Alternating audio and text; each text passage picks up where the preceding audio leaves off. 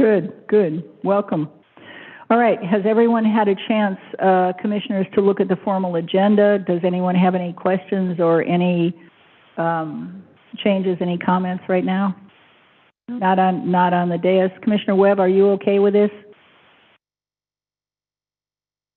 Sorry, yes. Good, thank you. All right, so now we'll move on to our agenda item. The topic is woody biomass conversion effort, and we're looking to spend about half an hour on this. It's page 3 of our agenda. I'd like to welcome Dan Goody to come up and talk to us about this, our Astoria forester. Dan, we're very excited about this. There's no pressure, but we have high hopes. Commissioners, I'm Dan Goody, work for the Oregon Department of Forestry, and I'm the district forester here in Astoria. Bringing to you a project I started kind of on personal interest, ran into some folks, started talking, and this really has turned into something that could be very beneficial to the forestry sector and Clatsop County. So I'll start marching right in.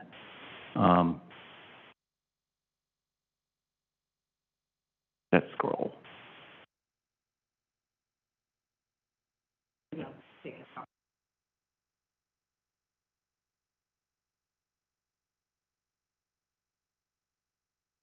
Not working. I can move it forward. Okay, just forward, please. You'll have tech support. You will have staff support. Worked with Skip Sponsel from the Devonshire Group. He connects different folks to build business ecosystems. So I want to give him his due diligence on this. So we're currently working with the legislature, Oregon State University, the Devonshire Group, local industrial forest landowners, Next Renewables. Those are the folks that are looking at building the big refinery up in Columbia County. Combine Industries, they're located in Birmingham, UK, as well as Aston University in the UK that's helping devise some of this new technology. Next, please. So there's always been a desire to treat biomass. You know, it's not new. So what's changed? Federal energy policies have matured for renewable fuels. There's now a renewable index number market out there, much like carbon credits. So if you can convert something that's waste or not a commodity into energy, you have a higher credit.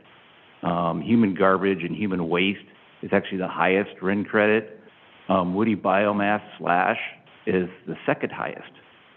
So not only are we is it capturing carbon and moving it, it has a credit value, much like carbon credit, and that's traded on the open market.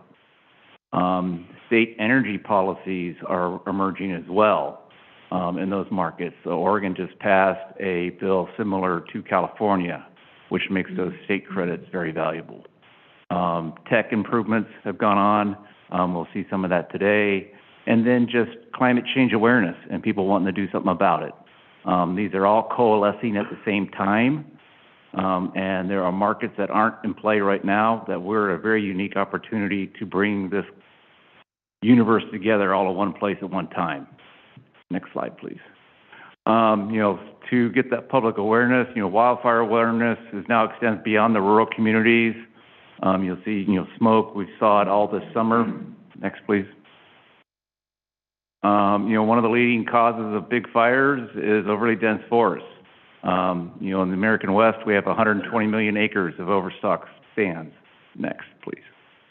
One of the solutions is to thin those stands. Next. The problem is that sawmills and other mills can't use a lot of that wood because it's too far away. These are just some numbers we used to illustrate that. If it costs $1,500 an acre to thin, $1,000 to burn the slash, you have $2,500 in treatment per acre. And if you go back to that 120 million acres, that's a lot of money to do a lot of work. Next. Another problem that doesn't affect us but does affect Oregon is juniper has invaded 9 million acres of eastern Oregon, and those trees drink 30 gallons of water a day or a year. That extra 9 million acres of juniper actually drinks the Columbia flow for a day, if you add up all that water. So, next. And these are some of the things people at Eastside are doing to eradicate it. So they have similar problems with, thinning overstock stands. They're paying money to treat this. Next. And this gives you an idea where it is. That's Central Oregon, and it aligns well with the drought maps. It's an invasive low-value species. It's actually modifying habitat in Eastern Oregon besides drought issues. I already talked about how much water they drink up, and it costs quite a bit of money to eradicate juniper, and they have to keep coming back and redoing it. Next, please. So the big idea is, how do we make these treatments pay for themselves? And we tumbled to kind of hey, if we can turn it into some sort of fuel and revenue-generating product, then we can actually have a self-perpetuating machine that would work on this issue. Next. So we started looking at, what do you get from these products if you're not going to get to the traditional log market? There's firewood, all these different boutique markets. You just can't make those pay. The delayed return on asset value is minimal. Next. Again, here's the problem. We can't afford the traditional haul route or haul model. Whether it's chip logs or chips or brush or slash, you just can't afford to haul it very far. Next. So the idea was to shorten the haul route if we can make kind of some centralized places that are close. That was one piece of the calculus we're trying to figure out. Next. So to get that going, we started thinking, how do we connect all these things together? We shorten the haul, we get to kind of mission-specific venues, co-locate those places where you can have multiple contracting in one spot, and then make it easier to permit and license, and then use up all of the product that we're bringing in. Next, please. Again, one of the goals is reduce risk to fires, particularly in the urban interface, as well as dealing with the overstock forests. Next, please. Click through this. There'll be kind of some ones that pop up. So these are the different products. How do we get these all in one spot? Next. Shared contracting. Can we get it all in one spot and have one person, yep, just like this. So you've got all of these, and how do we get those together? Next. So we started segregating them all, and found out that 4 of these are heat conversion processes. We start converting it. Next. Keep clicking. I didn't make this one. It had lots of extra add-ons. So we actually went out there and started thinking, okay, what tech is out there that can do this? And we really scoured the internet and started talking to people, and Skip actually went to UK to talk to these folks. So we wanted one plant that, we could multiply and, move it around, keep the capital expenditure and operating expenditures comparable to smaller plants, make it modular, expandable, and portable, and use the whole product we're bringing in, which would be wood molecules, and then not have any emissions. We made this laundry list that there's no way we're going to find something that'll do this. Next, please. Okay, you go back just one. Sorry. Traditionally, kilns, they've had biochar kilns in the past, where you bring in wood and it actually burns it, and you come up with basically charcoal at the back end, for lack of a better term. Those work well, but you can never pay off the capital expenditures. You'll spend $2 million on one of these kilns, and it'll take you 15 years to pay off debt services on it. So click one forward. We started looking at, through the same process, you can bio oil, liquid extracts, which is PLA, pyroligneous acid, and then some off gases. Next, please. This gizmo here is called a ComKiln 1000, and it will produce all 4 of those products at a production rate of 1 ton an hour, feeding chips into it, about 1.5 inch chips. It can be wood, it could be yard debris. As long as it's got cellulose in it and woody debris, it will process through it.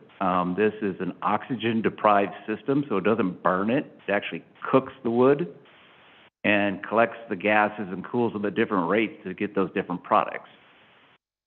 Next, please. So that's the actual picture of it. It fits in a 40-foot ISO box. So they are mobile. And the concept behind this is, you've heard about the Boardman plant. It didn't work. They took something at this level and tried to make a giant plant out of it, and they couldn't replicate the chemistry from a smaller demo model to a giant plant. They did another one in Red Rock out of Lakeview and had the same problem. But at this scale, they've demonstrated it works. And, we kind of had an aha moment and said, well, let's replicate that. Rather than having one giant factory, let's make a bunch of these that we know work. It's much like the mentality behind chips and computers. Rather than building supercomputers, you just stack up a bunch of servers together to make them run. Next, please. So we started doing some money runs at the outputs on this, so please click again. So 1 ton of feedstock per hour is what that unit will produce. Go ahead. And keep clicking until the screen fills up. If you have 85% running uptime on this machine, these are the volumes it will produce by feeding 1 ton of slash into the COM kiln. Hold up a minute. Crude oil for renewable diesel, are you going to talk more about that? Yes, we will. Okay. So the 4 products, biochar, it can be used as a soil amendment. It's basically carbon. It's inert carbon that won't release. It's used in livestock feed, as part of binder for asphalt and concrete, waste encapsulation. People are buying it for carbon offsets and storing it in old mines. Biocrude, you can imagine it's being looked at as a fuel for renewable diesel at the next refinery. They're already doing that in California in the Oakland area. Pyroligneous acid, otherwise known as wood vinegar, can be an organic insecticide, herbicide, and it's a very good wood preservative. And then there's about 20% gases that come off of this, and that's enough to fuel a dual fuel genset that would actually run the COM kiln. So it just kind of feeds itself once you get it going. Next, please.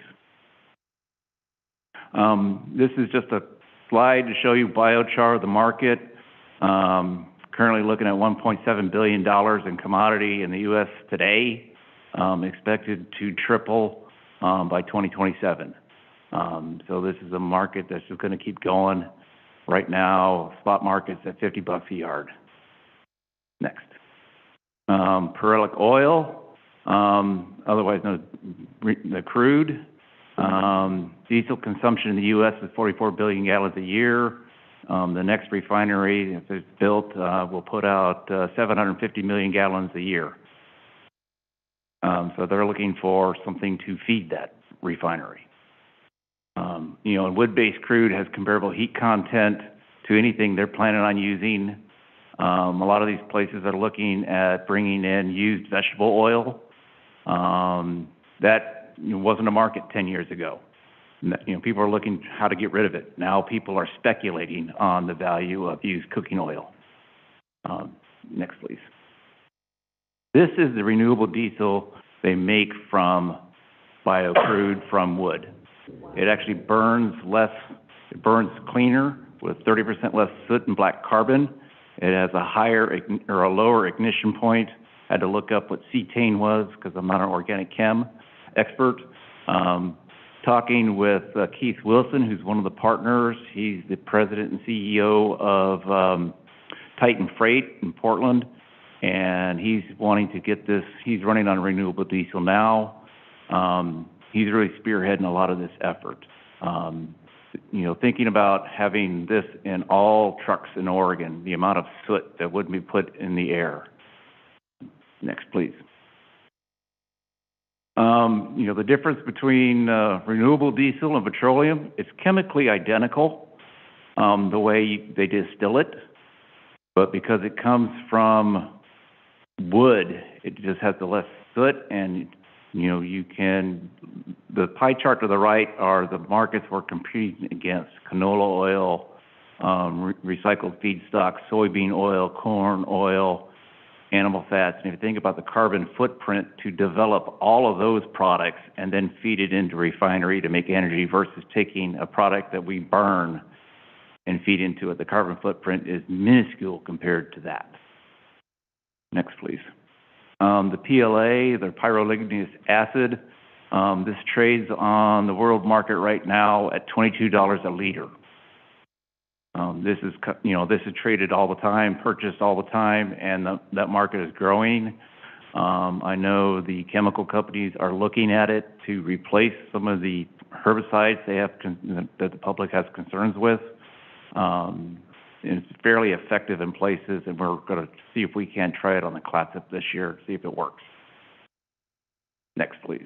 Like I said, the biochar only money piece didn't work, so I did a run of debt services side by side, and ran through it. And for anybody who's got a couple $1 million in their pocket, they could actually make this work as a business within the first fiscal quarter of that business.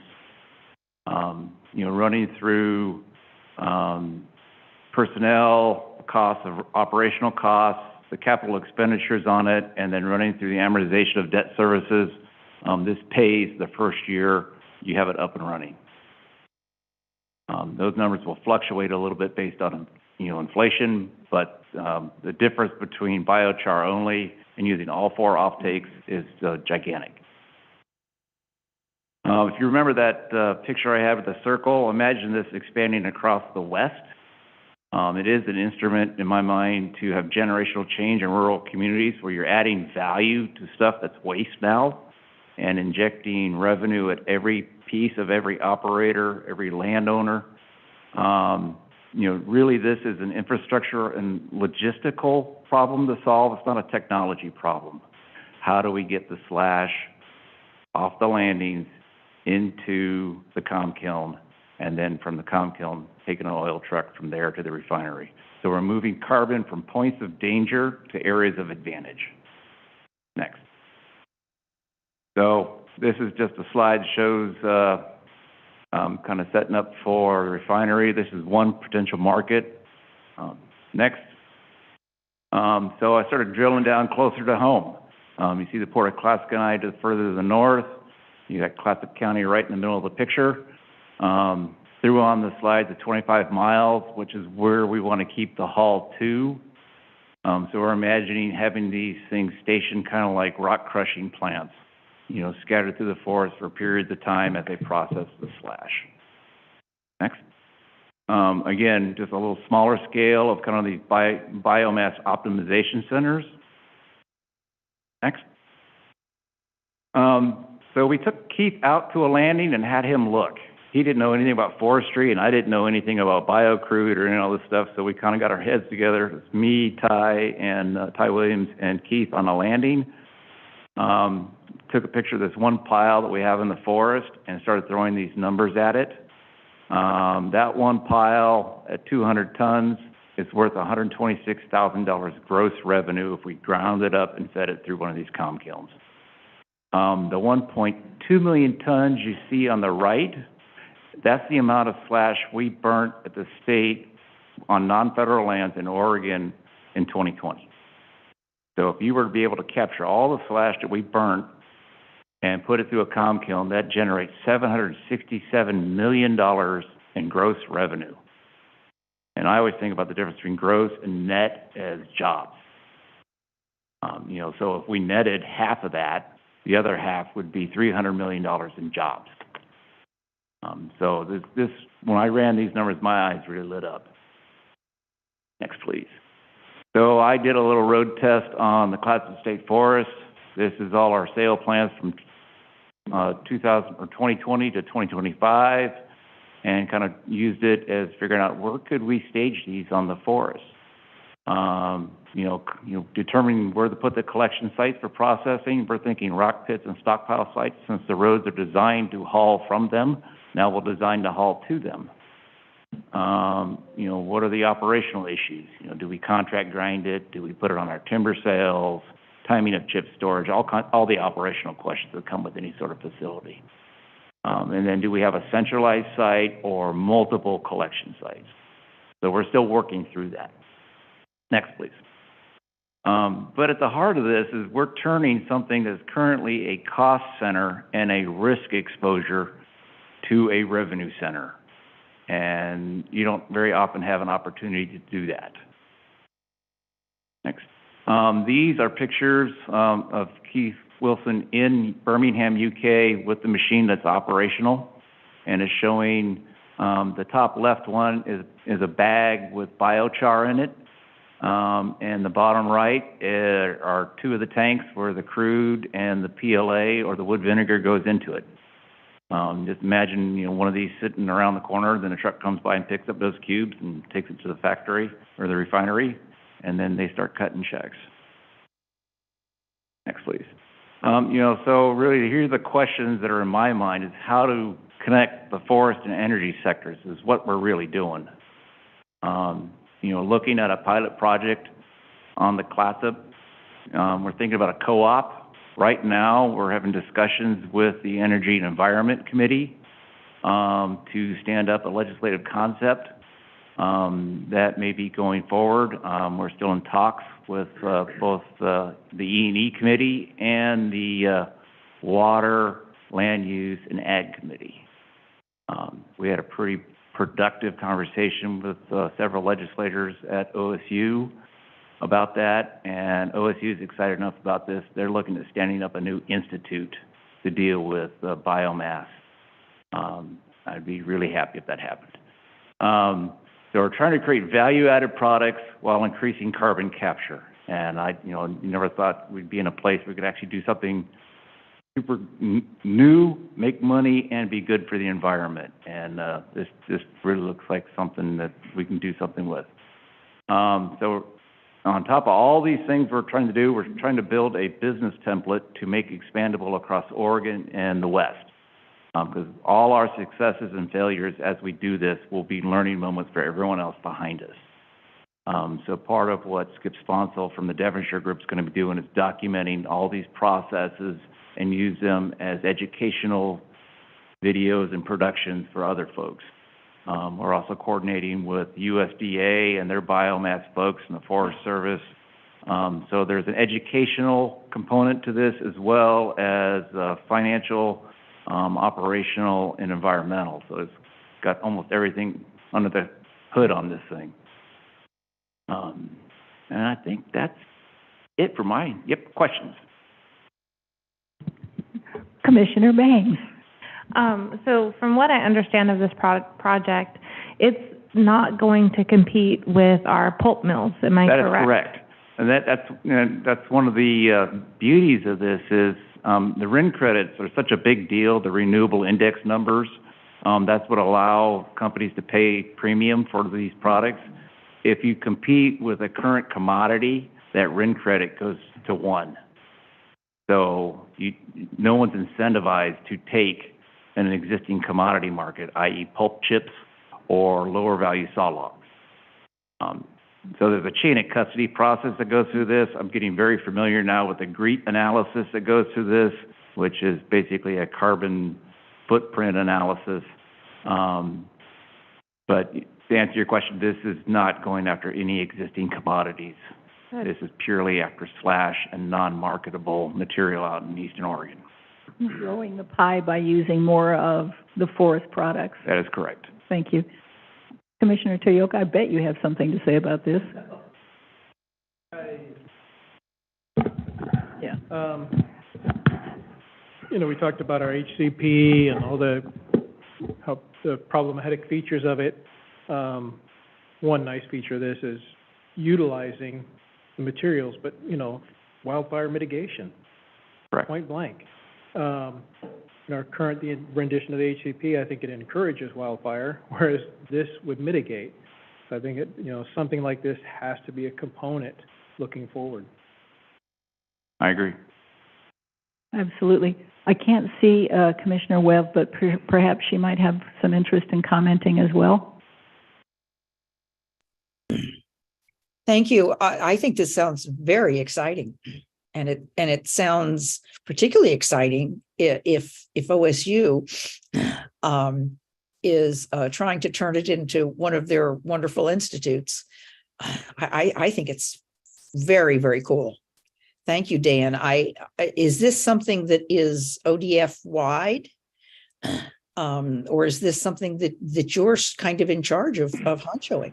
By default, I've been kind of in charge of it because I've had an active interest, and the folks in Salem have been buried up to their neck with other legislative mandates and don't have the bandwidth to tackle it. And I kind of fell into it, and I've been luckily been given a little leeway to dig into this. We'll see what comes out of the next session. When some LCs have my name on it, and how much trouble I get into.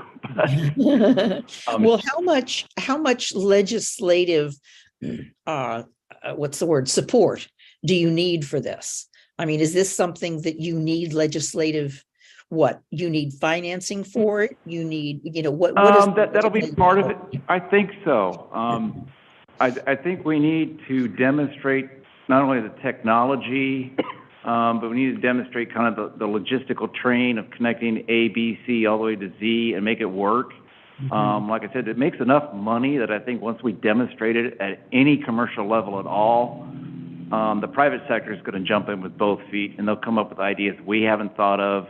Loggers, I mean, they'll find a new way to skin that cat every day of the week, and they'll figure out 9 different ways to do it. Right. So this really is an effort to catalyze this effort and get it moving, and that's kind of how we approach life at ODF is, get it done. Yeah, well, I hope you'll keep us in your loop so that our lobbying efforts can support this effort. Oh, most definitely. I waited a little bit until we had a meeting with the legislators to make sure I didn't get ahead of them. But they're moving forward, and then this is the next step to come to you all, and as this progresses, I'll definitely be keeping you in the loop as this moves forward. Well, thank you, because we're clear that, one more thing, we do have a list of legislative priorities, and what I would hope would be that because it was your idea and because we are so negatively impacted by the proposed habitat conservation plan, that this is a way to offset that. So I'd like to keep the projects local. Insofar as possible, I'd like to keep the control local and keep the impetus local, because it's your brilliance, and we're clear that we all want to support it. Thank you, Commissioner Banks. And just a point of clarification. So from my understanding of what you've presented, each of these locations are going to be transportable, modular, placed at sale sites or at sites of activity, so that the product can be directly fed into that modular site. Correct. And then from that modular site, that it'll be trucked out very similarly as our logs would have been. Yeah. Okay. Except you'd have less trucks. You might have chip trucks hauling from 10 different landings to one spot within 15 miles, and then it just keeps working on those chips. And then at that one spot, you might have a tanker truck from the refinery show up once a week to haul all the material out. Yeah. So you have much less truck traffic, then you have reduced transport costs, and much less impact to air quality. Well, I just have to say I like it, because when I first pictured this product or this project that you're talking about, I pictured all of the slash coming off the hill and onto our highways, and a long, trucking process and increase in transportation. But I like that you've turned it into a modular, basically keeping it relegated to the woods, really, until project complete, and it comes off and it feeds the refinery. So and that's kind of our cool vision right now for here. I think as this matures, you'll see larger facilities, maybe closer to town, that would be able to handle trees that are felled in town, city and county work crews that chip up trees and stuff, and you feed that as well. This one we kind of devised to fit very neatly within the forest sector. But I think you'll see a suite of these paralysis units of different sizes and scale once this really matures and we start seeing this connection between the forest and energy sector. My end game vision of this is to make Oregon energy independent for diesel. That's a ringing phrase, Oregon Energy Independent for diesel. It'd be cool. Very good. I wondered about the herbicides and insecticides and all of that. Has there been a biochemical analysis of the impacts? I mean, you're looking to replace, as you put it, problematic substances. So Yeah, where they're tell me running more. the chem profiles now, what's interesting, and I didn't realize this till actually about a month ago, if it is organic, it doesn't have to run through the same label part, process of an SDS sheet. The safety data sheet that comes with any chemical you buy has to have an SDS sheet. Mhm. If it's purely organic and hasn't been hatched in a lab, it doesn't require an SDS. So we're looking at pursuing on how to get an SDS sheet with one of these so we know what are the application rates, where is it safe to use. That's one of the glitches I found in the organic realm is it doesn't require one of those. So it doesn't have the millions of dollars manufactured on a label that goes with a normal pesticide. But the hope and the intention is that harmful chemicals will be replaced by natural, less or... Correct. Okay. That is the hope. Yeah. Anything else? No, I'm just really excited about this project. So I look forward to hearing more about it. Commissioner Teoka. There's one other, thing as we were reviewing this, I always come back to that HCP, anything we can use to combat what they're doing, because they say their data, and we all believe that the data is flawed, it points towards that they're wrong. I think this project also points that, they have relook at some of their conclusions, but, have you looked at the habitat, when these piles, if you've taken if you've been in an area where there's slash piles or there's debris left after logging, it takes that undergrowth longer to develop. Mm-hmm. And then a lot of the animals and birds, it takes longer for that feed to come up for the small plants. I don't have the data, but, it's seemingly that if you cleared those, the undergrowth would develop much faster and you'd actually enhance the habitat for wildlife much quicker. Depends on which specialist you're talking to. What's that? Depends on which specialist you're talking to. Exactly. And if and you'd I'm like not the expert. an HCP tutorial, come visit me. We'll talk. Okay. Well, and the Board of Forestry is coming to town next week. And so I don't know if that's part of that. Commissioner Bangs, you'll be interacting. I don't know if there are other commissioners, but if we can move forward on this as a county to support what you're doing, your initiative, I think we're all for that. Great to hear. Yeah. All for job production. Oh, Commissioner Webb has her hand. Commissioner Webb. Yeah, Dan, does the Board of Forestry, are they going to see this presentation when they're here next week? Or have they? It won't be at the board meeting. Those agendas have been developed a month back. I just did a presentation to our executive team in October. This is moving faster. This is the point where policy will probably catch up with the legislative concept and statute. It's moving pretty fast. So it might take a little bit for all that to catch up.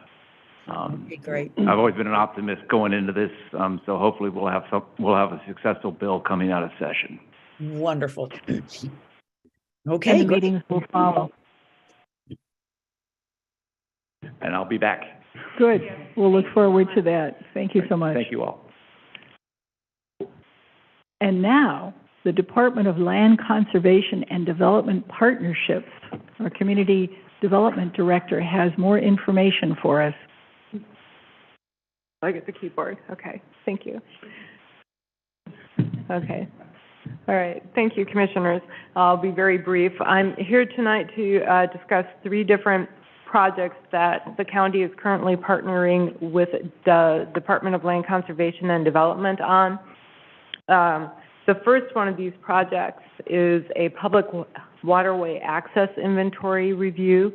The second is a NOAA Fellowship DLCD partnership along with Clatsop County, Warrenton, and Fort Stevens to look at sea level rise and help those 3 entities develop action plans for mitigation And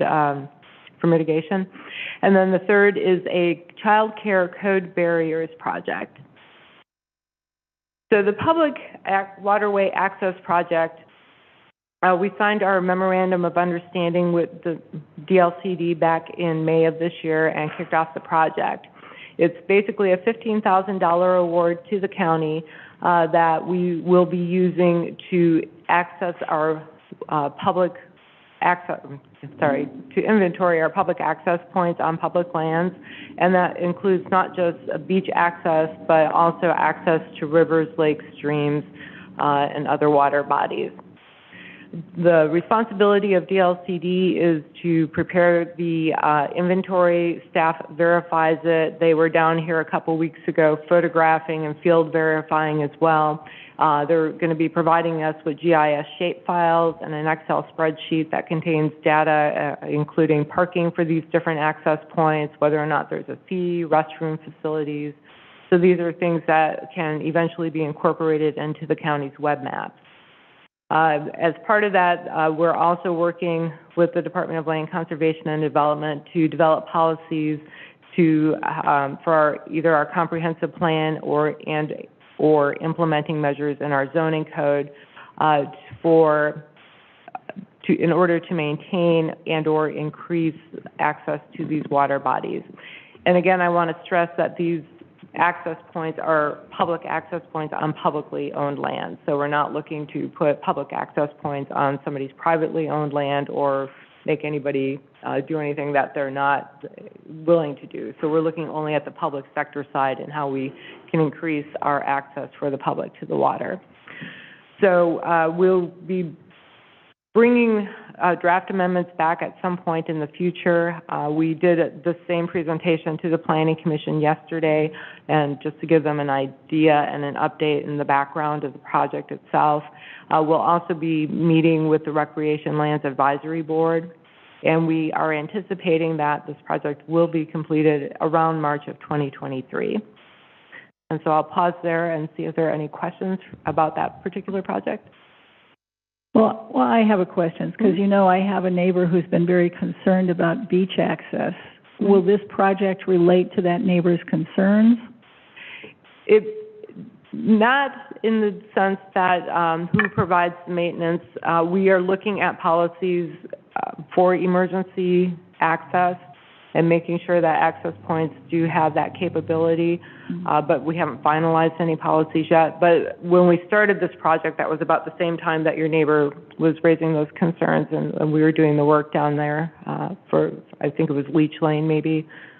Yeah. That's when there's more. Well, with the erosion of the headlands and all of the beach, I mean, I don't know how we keep up with it, because they're doing a snapshot, but I hope that they're also looking at the process and the rate of change. I don't know if that's part of what they're contemplating.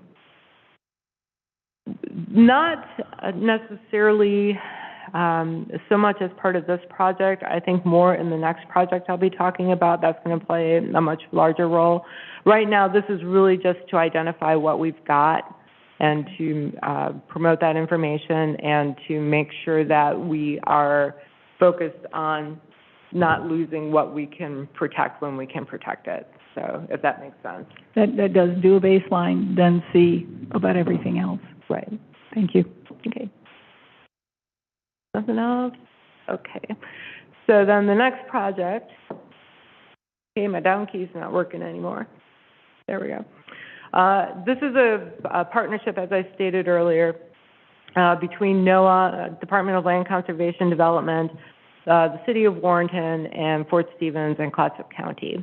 And the purpose of this is really to work with all the elected and appointed officials of these different entities, the public, the businesses, the community members, any tribes that might be involved, in order to look at sea level rise, ultimately develop priorities of how we can address or mitigate for it, work with elected officials to prioritize those mitigation actions, and then DLCD is also going to be working to put together a plan to implement and to identify funding sources that could be used to help us implement.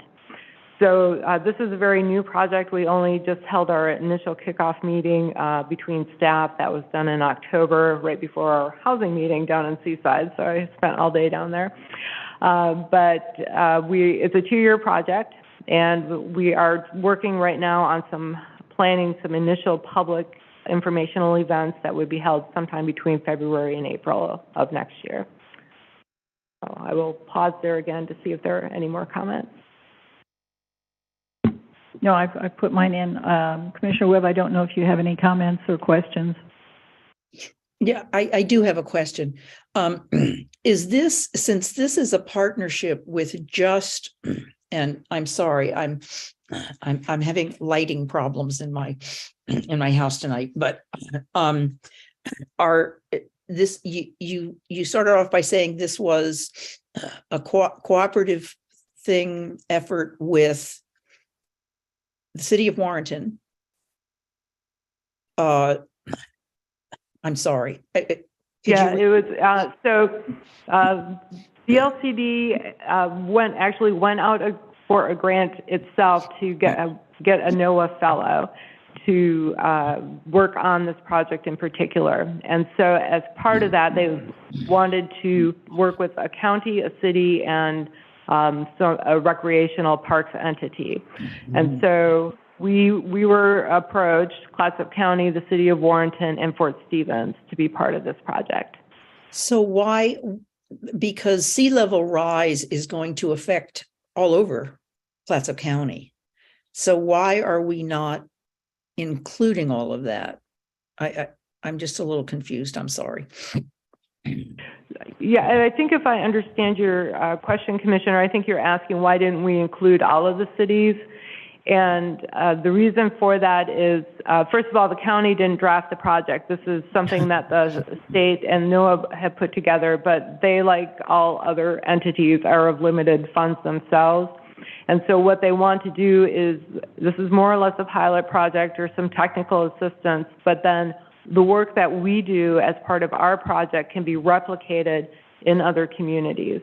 Okay, good. I'm talking to the screen, but okay, So they'll develop a template. basically, yeah. Oh, good. Okay, thank you. You're welcome. Okay, and then the final project that I want to talk about is a child care code barriers project. And this one I'm very, very excited about.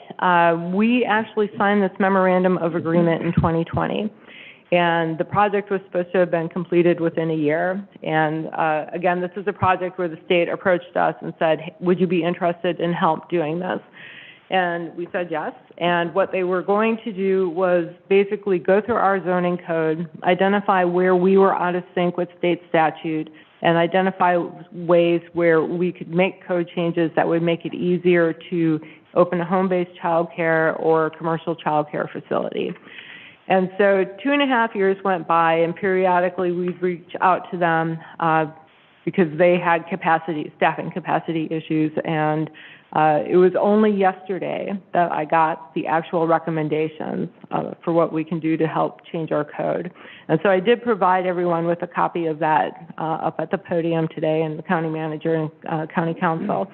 But really what we'll be doing with this now is making some draft edits to the zoning code, taking those to the planning commission, and then bringing them back to your board for a work session to get your input on that. And then we would bring those back for final public hearings before the planning commission and your board.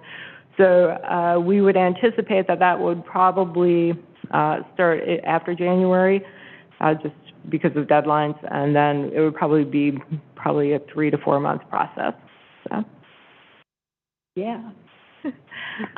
So after that process is complete, I would like to be able to first, after completion, obviously, take this to Eva Manderson and Dan Gaffney and our task force, because I do know of a number of individuals who this would impact in a positive fashion and help motivate more child care growth in our community. But also, At the completion of this, will DLCD plan to go to the legislature? Because I know that they passed a number of rules that impacted childcare facilities, most recently being fire and sprinkler systems. And I'm just curious to see if this will circle all the way back to Oregon legislature after they've kind of identified limitations and code changes, or is that just me hoping and dreaming? Well, I never like to dash everybody's dreams, but I think what you're looking at are more of the building code side of things, and this audit didn't look at that. Okay. So, but it did look at zoning code, and based on state statute, the information that I gave you tonight is actually, as Commissioner Webb asked, it's replicable in the cities as well, because the same state statutes will apply to them. And so, you know, that would be an area where we could work with the cities and at least loosen up the land use and make sure Excellent. we're in a good spot for that. Building codes will be a different issue that we'll have to tackle separately. Thank you. You're welcome. Well, and let me just interject, hoping that this leads logically from zoning codes to building codes, because until it's all done, the child care isn't going to happen, and the needs of the children and the families and the communities and the employers continues to grow. I know you know this, but is there any way we can support some urgency in making the transition to building codes next? I will defer to county manager, but if it were me, my answer would be you have a lobbying firm, and that would probably be an issue that you might want to tackle in terms of legislative issues and priorities. So we have two tonight. We're on a roll. Commissioner Toyoka, any response or? Thank you. Commissioner Webb, any questions or comments? No, thank you. Okay, good. Well done. Thank you for your perseverance in tickling them until they responded, and we're looking forward to continuing with this. We'll have about a 10-minute break now and then begin our regular meeting.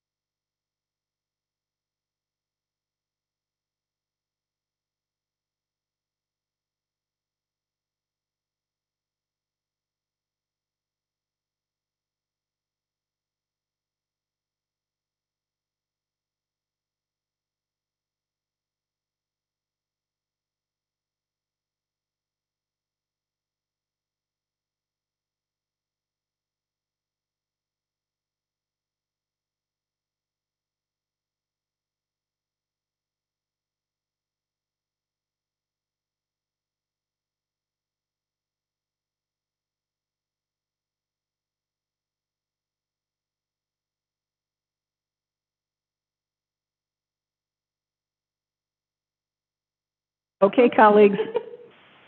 This will be quick, maybe. Fingers crossed. This is the part where I welcome everyone. This is in fact the regular meeting of the Clatsop County Board of Commissioners. The Board of Commissioners is the governing body of Clatsop County, all county service districts for which this body so acts, and as the Clatsop County Local Contract Review Board is now meeting in regular session. Would everyone please join me for the flag salute? I pledge allegiance to the flag of the United States of America and to the republic for which it stands, one nation, under God, indivisible, with liberty and justice for all. Clerk of the Board, would you call the roll? Vice Chair Thompson, I'm here. Commissioner Toyoka, Here. Commissioner Webb, Here? Commissioner Bangs, Here. and Chair Quila is excused. Good. Okay, we have an amended agenda. We have a new item 4, now items 5 through 10 are the consent agenda, and item 11 is the business agenda. Is there a motion to approve the agenda? Move to approve the agenda as amended. Thank you. Second. Thank you. Moved and seconded. All those in favor, please say aye. Aye. Aye. Anyone opposed, please say nay. Thank you. We have an agenda approved.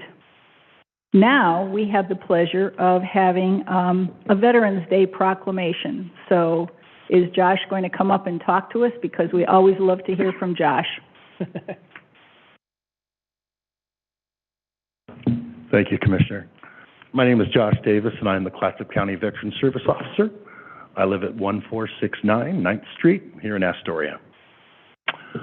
First thing I would love to say is how honored I am to be here. I've had the honor and the pleasure of serving veterans, active duty service members, and military-connected families here in Clatsop County since June of 2021. And it is one of the greatest honors that I've had since serving in the military myself. So thank you all for allowing me to be here and granting me this lovely opportunity to address you all this evening. The issue before the Commission is proclaiming Friday, November 11th, 2022 as Veterans Day. November 11th, 2022 will be the 103rd annual official Veterans Day in the United States of America. This observance is critical in recognizing veterans and their families as part of the fabric of the local community and provides an opportunity for Clatsop County residents to honor their neighbors who served and wore the uniform of our armed services. To learn more about the ways in which the county is committed to serving local veterans and their families, please visit Clatsop County's Veteran Services Program webpage. The requested action is to please approve the resolution in order proclaiming November 11th, 2022 as Veterans Day and authorize the chair to read and then please sign this proclamation. Thank you. Commissioner Toyoka, did you want to make that motion? I'd be honored to, but first I'd also like to give a plug for Josh and the fact that it is the Operation Green Light currently this week for Veterans Day, just acknowledging all the services and, redirecting some of the, veterans. I know I was honored to serve, county manager, Josh. A lot of people around here are honored to serve this country. A lot of our friends and fellow service members never came home whole, or, some not at all. And this Operation Greenlight just allows the opportunity to them to see that, they're not alone. They've got places to go and people like Josh to reach out and help them find their way and find services. So thank you, Josh, for, helping with Operation Greenlight and helping the veterans of our community. Thank you, Commissioner. And I would be remiss without saying that I certainly am not the only one that serves the veterans of our community. I have a whole team of individuals that are unsung heroes that never get the credit that they deserve, that help me on a day-to-day basis. Many of them are sitting in the chairs right behind me over my shoulders, and they are lovely and wonderful people who work every single day to support me and make sure that I have the tools that I need in order to do my job effectively. So thank you to all of those individuals that support me on a day-to-day basis and make sure that the veterans, military-connected families, and service members of Clatsop County get the proper advocacy and support that they need. They allow me to be a map and a flashlight so people don't have to wander in the dark and try to navigate the VA and these waters on their own. So thank you to all of you that support me on a day-to-day basis. Great metaphor. And you made the motion. One last shameless plug. November 10th, tomorrow we celebrate the Marine Corps birthday. That's right. Fortunate to serve in the Marine Corps. And as we all know and say, we're going to celebrate 247 years undaunted by progress. And Roger.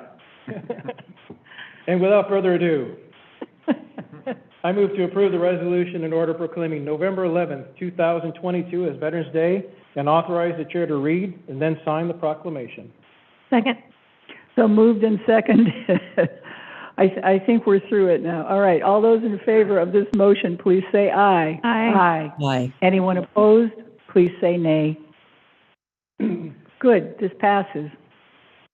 All right then. The Board of County Commissioners for Clatsop County, Oregon, in the matter of proclaiming November 11th, 2022 to be Veterans Day, a resolution and order. Whereas in November 1919, President Woodrow Wilson proclaimed November 11th as the first commemoration of Armistice Day, the precursor to Veterans Day, and whereas Clatsop County is home to nearly 5,000 veterans, more than 1,500 active duty personnel, and countless family members of veterans from all branches of the armed forces, the United States Army, Navy, Air Force, Marine Corps, and Coast Guard, and whereas veterans and their families shall be recognized for their contributions to our community and the sacrifices that were made through their service to our nation and others around the world, and whereas President George Washington said, the willingness with which our young people are likely to serve in any war, no matter how justified, shall be directly proportional to how they perceive the veteran of earlier wars were treated and appreciated by their nation. And whereas Clatsop County, in partnership with Clatsop Community Action, is committed to serving these valuable members of our community through the county's Veteran Services Program, and whereas this week, Clatsop County and numerous community partners have joined others across the nation in the initiative Operation Greenlight for Veterans, letting the local veteran community know that they are seen, appreciated, and supported by illuminating their buildings green from November 7 through 13. Now, therefore, be it hereby resolved that Clatsop County Board of Commissioners does hereby proclaim November 11th, 2022 as Veterans Day in Clatsop County and encourages all community members to join in this observance and celebration of the sacrifices made by all who wore the uniform of our armed forces and share our gratitude for the local veteran community by displaying a green light outside their place of business or residence through November 13, 2022. Thank you, Josh. Thank you, Commissioners. And now, County Manager. Thank you, Chair Thompson, members of the board. This is an item to proclaim November 2022 as National Hospice and Palliative Care Month. Throughout the month of November, Clatsop County joins organizations across the nation in recognizing the important role of hospice and palliative care. As background, hospice is high-quality care that enables patients and families to focus on living as fully as possible despite a life-limiting illness. Palliative care brings this holistic model of care to people earlier in the course of the serious illness. This proclamation was a request of our hospital partners and Chair Cuellar. Hear, hear. Is there a motion to approve this? Commissioner Bangs? I move to approve resolution and order proclaiming November 2022 as National Hospice and Palliative Care Month and authorize the chair to read, then sign the proclamation. Second. Moved and seconded to approve this motion. All those in favor, please say aye. Aye. Aye. Aye. Anyone opposed, nay. So this passes.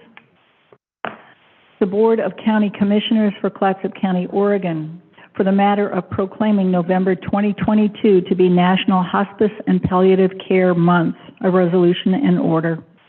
Whereas for more than 40 years, hospice has helped provide comfort and dignity to millions of people, allowing them to spend their final months at home, surrounded by the people important to them. And whereas every year, nearly 1.4 million people receive care from hospices in the U.S., according to the National Hospice and Palliative Care Organization, and whereas the hospice model is built on an interdisciplinary, team-oriented approach to treatment and support, including expert medical care, quality symptom control, and comprehensive pain management as a foundation of care.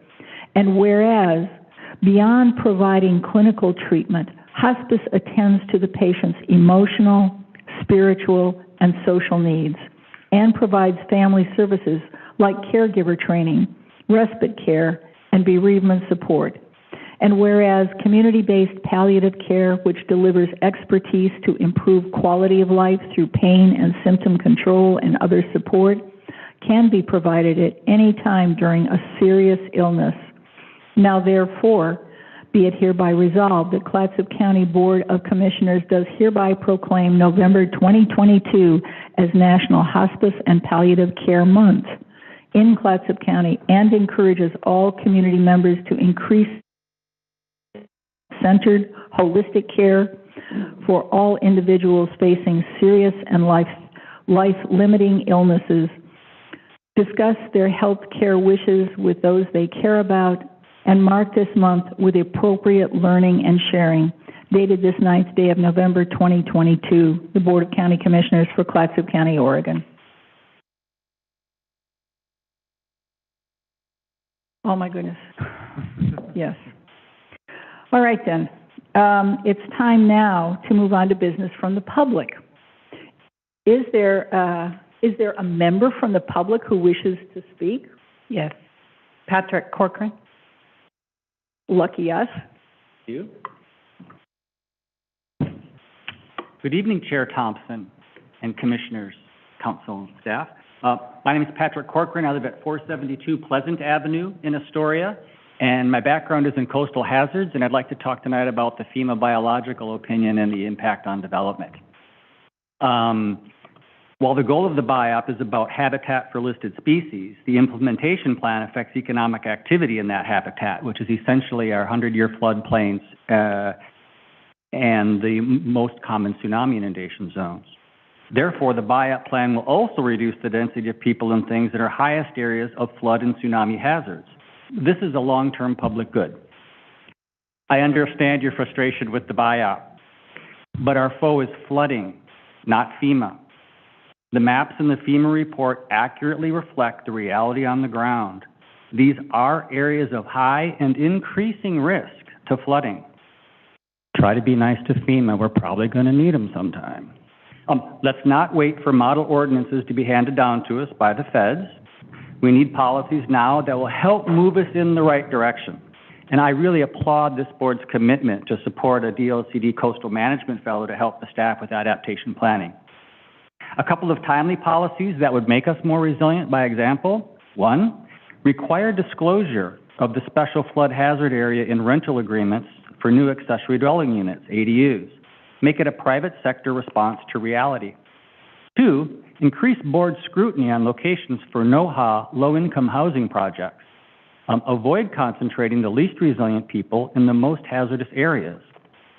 Some of the surplus parcels recently offered for housing and services are in extremely high flood and tsunami areas. Arguably, the easiest and most flood-resilient thing Clatsop County can do is to opt out of the National Flood Insurance Program, but I don't recommend this. My view is that as long as the NFIP is available, we should adapt to meet its rules. Our hand is being forced, and nobody likes that. But we're being forced to do things we probably ought to be doing anyway. Our stark choices are: 1, abrupt change following a failed legal challenge; 2, abrupt change opting out of the NFIP; or 3, a more measured change by implementing hazard adaptation plans. As painful as it is, and I'm almost done, Implementing a local plan will provide the smoothest transition to a more resilient settlement pattern in the most flood-prone areas of Clatsop County. And finally, we're not alone on this. Everybody's getting smacked with this across the country, thousands of communities. The plan will not be implemented as it's written in that paper right now.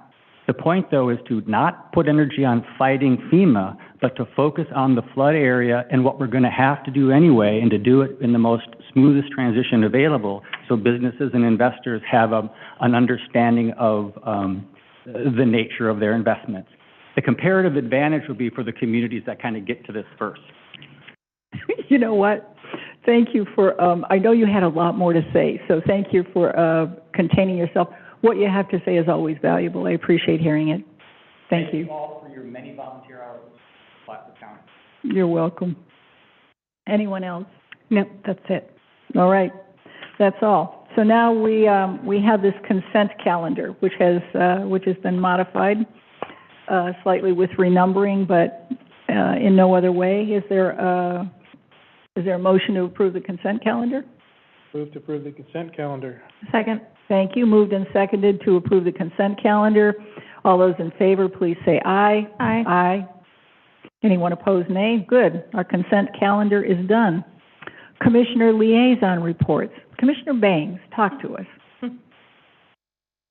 Well, it started out with a wonderful meeting over at our fairgrounds with the Fair Board and discussing the MOU and other things that they're faced there. And just, it was a very productive evening and very enjoyable, and we'll be looking at the MOU later tonight. But I would say that I'm pretty happy with what is coming before us. Followed with a CFTLC meeting here last week, Friday. It was raining really hard. I would have to say that was probably the most miserable trip to Salem that I've ever taken. But I reiterated with ODF our concerns regarding economics and lack of being in the room as a part of the steering committee when these discussions were being occurring, and reiterated again how many different ways that we could change this in order for everyone to be a winner, including our county. And also finding out that with the forest management plan that's going to be a partner to this HCP, we are not allowed to be on that steering committee either. And so we will not have any representation for county concerns in the steering committee for the forest management plan that is supposed to partner with the HCP. And so it was a pretty disappointing meeting because I feel like there's been trust broken, and it's very difficult to believe that they're representing our best interests at any point in time, especially if we don't have a trusted entity in the room during those discussions. And so I have expressed that I've requested that there be a trusted entity in those rooms. It doesn't have to be a county, official, but somebody for the counties, just to be able to advocate for our social and economic concerns. But that was denied. And so, yeah, we're just kind of circling. And I will be testifying next week in front of the Board of Forestry, and I'll be going to the social. And, I'll keep asking questions, and hopefully those questions can be answered. And I think the biggest question that I will ask, and it's a very small chapter in the HCP, it's a very small requirement of this whole process, is a financial feasibility for the Department of Forestry. And habitat's important, animals are important, listed species are important, but that very small chapter says that if this plan cannot be executed financially feasibly, then it cannot be, they cannot have the plan. And so we have yet to see any actual documentation that says that this is a financially viable option for the Department of Forestry. We already know it's not financially viable for us. but they have not presented proof of viability. And so that is something that I will be addressing along with just a couple other questions that I'll have. So anyhow, that's my adventures in a nutshell. I have a lot of questions, but instead I'll, Commissioner Toyoka, do you have a commissioner's report? Just a short one, just on the with Regional Housing Task Force. I think, exploring not just singular areas where we need to focus, but, looking at the bigger picture, not only supportive housing, but, workforce housing, market-based housing. There's a whole spectrum that we're missing here, in our rural county. And there's, not just how government entities, but how can we as a county assist private developers, assist builders in achieving those goals. It's going to have to be an all-hands-on-deck approach to relieving some of this housing pressure. It can't just be a singular approach. So, gladly we have county manager, development director in on this as well, the experts, and I just sit and nod while they have all the facts. But no, I think we're headed in a good direction. But hopefully it won't be a long process. We're shortening that timeline, hopefully, because the need is now, not down the road. So, agreed. You appraised. Agreed. Thank you. Commissioner Webb, would you like to report? Yes, a little belatedly, but in the beginning of October, the Oregon Coastal Visitors Association had its annual meeting in Yachats, and it was a particularly wonderful meeting. It's an opportunity for the coastal communities and all of their tourism management folks to get together and talk about priorities. One of the advantages, I know that as part of our legislative agenda, we have asked for a relaxation or a rethinking of the fact that transient lodging tax is split 70% goes to marketing for tourism, and only 30% of it comes back to us, to local governments, well, it actually isn't stipulated what it's for. We have chosen ours to be infrastructure support, and we added to our TLT also a very small percentage for the operation of our new jail. But what's exciting to me about the way this money is being spent is that ACVA has become a very robust organization. And since most of the coastal counties don't have the wherewithal to have our own unique county-funded tourism programs, some counties do. Lincoln County does. Tillamook County, actually, one of our neighbors, does have one too, and a couple of the southern counties do. But this is what ACVA is doing with the extended and new resources that it's getting from Travel Oregon, is to provide some capacity building to us smaller counties and to help us do some things cooperatively or with either the private sector or with nonprofits to increase, to not so much to increase, but to make more robust and responsible our tourism industry. And there were several themes this year at this conference that ACVA has been working on. I think I've been reporting for a couple of years that we have been putting a lot of energy into both in marketing and also in materials for visitors about people being good citizens while they're here and understanding the fragility and the very special nature of our ecosystem. And there were a lot of examples at this of wonderful things that a lot of both hotels and restaurants are doing, that are, and we know from the surveying that we do of tourists, that our tourists are very, very sensitive to the environment and to not harming it, and to sometimes, in fact, contributing to it.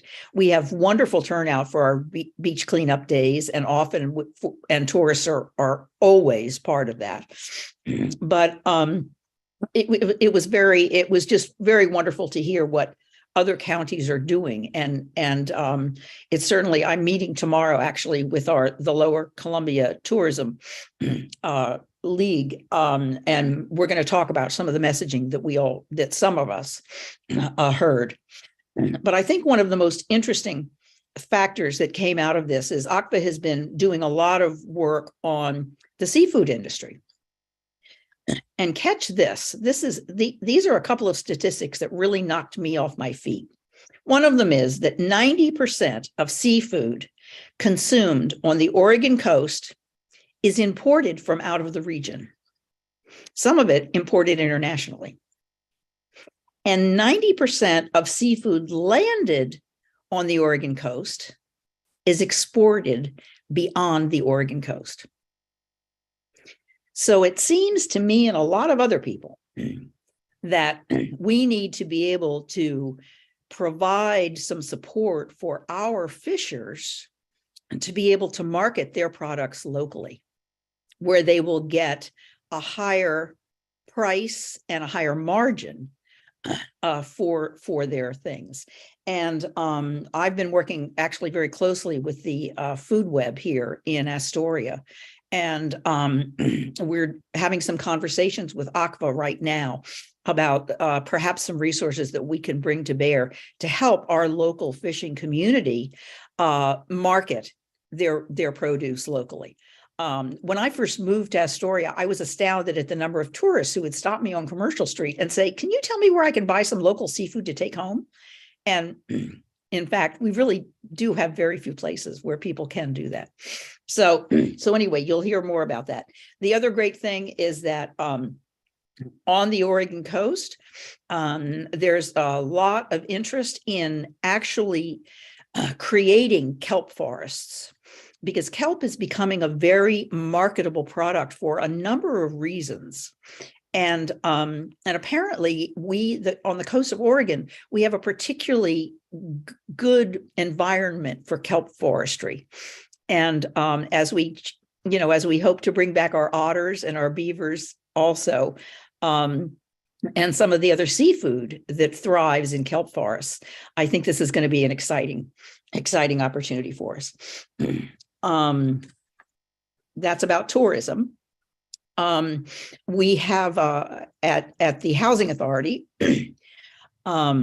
we have are about to begin to go public to share the ideas that we have for the Owens Adair revitalization of the present building and also the creation of a new building. And so I'm hoping that we can find a time, maybe in one of our work sessions, for NOHA to come and make that presentation to this board. And the building that we're building in Warrenton is coming out of the ground beautifully, and is coming along nicely. We're encountering the usual supply chain issues and price increases, et cetera. But we're going forward. And so we're going to have a couple of very exciting new projects coming up soon. I think that's all I've got. Thank you. Thank you.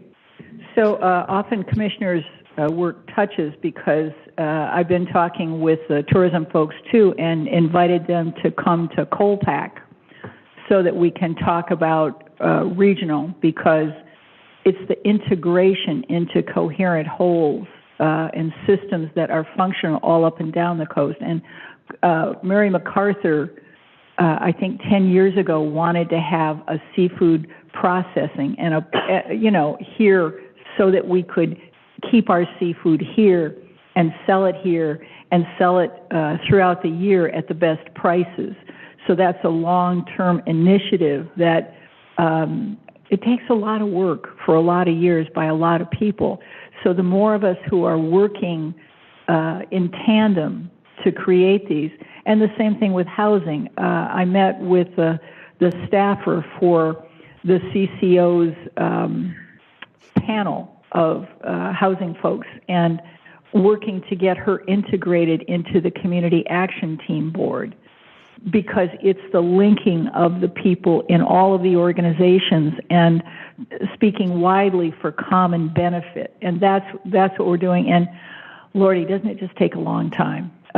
So tomorrow is Colpack and Northwest Act, and next week is the Association of Oregon Counties annual meeting.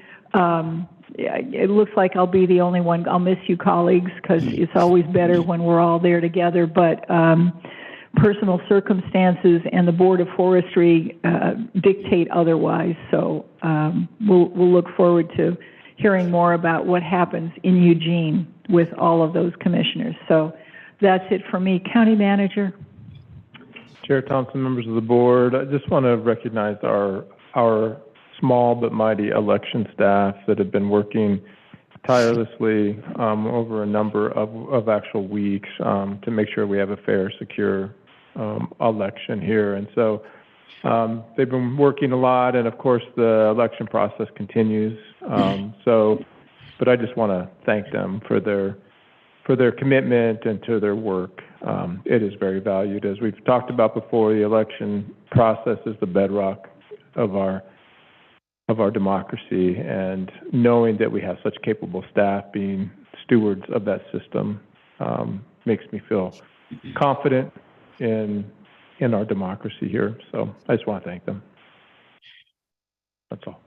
Hear, hear. The amount of stress, the amount of hard work, the pressure, the visibility, the profound concerns that have been expressed by all different kinds of people about our elections, that we have this assurance by our county manager, his devotion and the devotion of staff to preserving and protecting our democratic processes.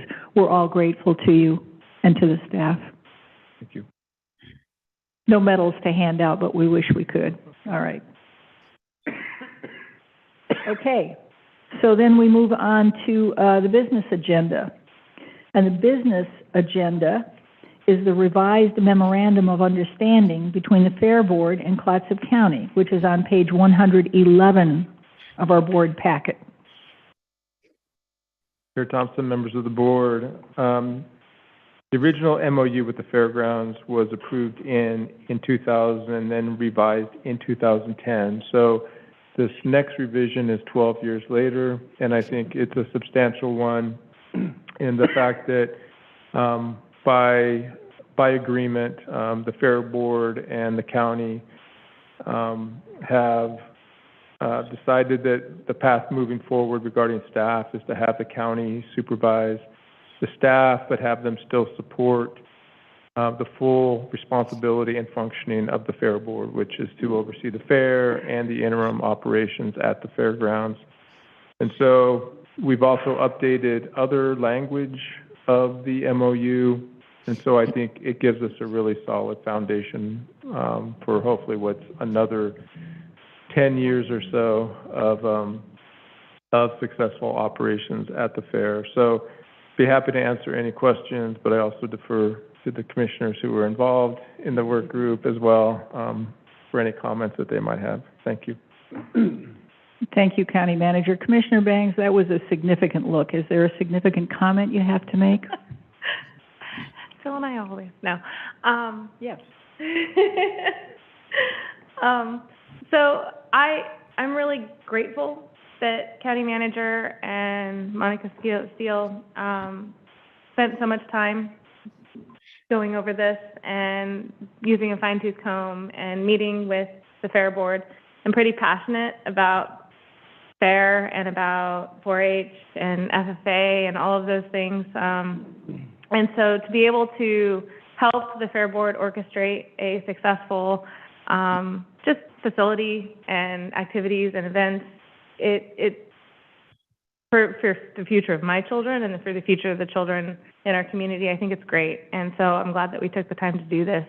But also, it has spurred some other interesting conversations just in the peripheral of this MOU of 4-H Extension, looking at their MOU with the fairgrounds and other entities, because the Fair Board holds a number of MOUs also. And so it's just spurred this need to, well, maybe I should read ours and just check it out and see, because it's been a number of years. I mean, if there's not an issue, nobody really goes back to take a look and to address anything. And so it's kind of neat to see entities saying, hey, this would be a good idea for us to take a look at. And so, I mean, nothing may come of it. Magic may come of it. Who knows? But it's just spurred some really wonderful conversations at the fairgrounds. So anyhow, I'm just excited and hopeful, and my fingers are crossed that we get a really, really good fairgrounds manager now. Chair Thompson, if I might, I was remiss to also mention that the Fair Board acted on this MOU and they unanimously approved it at their last meeting, so. Unanimously and enthusiastically, I'm told, which is wonderful. And so that points to a contagion of good government. So that's a good public governance issue to have. Well done. Yeah. Well done. Hats off. All right. Sir. Quick comment, you know, it was a great collaborative process. You know, the Fair Board members, chair, you know, drafting up, here's the issues at hand, here are the changes, county manager and staff, you know, making the revision correct, and everyone came into a consensus quickly. I mean, if you look at the timeline from our first meeting to the finished MOU, it is very quick, and that's how it should be done. Address the issue, find the resolution, and get it done. So, you know, it's just a great example of the process. I have a question. Question, Commissioner Bangs? Have we posted any information or started seeking? Or are we waiting for this moment? So it's actually going to be posted this week. Okay. And so we will start the recruitment for the fairground manager this week. All the materials have been have been prepared, and so that will be done this week. That's good. That's exciting. Thank you. Reassuring. Commissioner Webb, did you have any questions or comments? No. Okay, good. Well, Commissioner Bangs. Okay. I move to approve resolution and order proclaim, wait a second. Wrong page. Page 1. That's okay. Got it. I couldn't remember what I was looking at. I move to approve the revised Clatsop County and Fair Board Memorandum of Understanding. Second. Thank you. Moved and seconded. All those in favor, please say aye. Aye. No one's opposed. This passes unanimously with our thanks and congratulations. It may have been fast, but it was labor intensive. There's no doubt about it. And the good faith of all the community members acting with us is precious. And now we hope for a new manager soon. So we're hopeful for that. Is there anything else for the good of the order? Anything that anyone in the audience or... You may never get this chance again, you know. Just kidding. All right. We're adjourned. Thank you.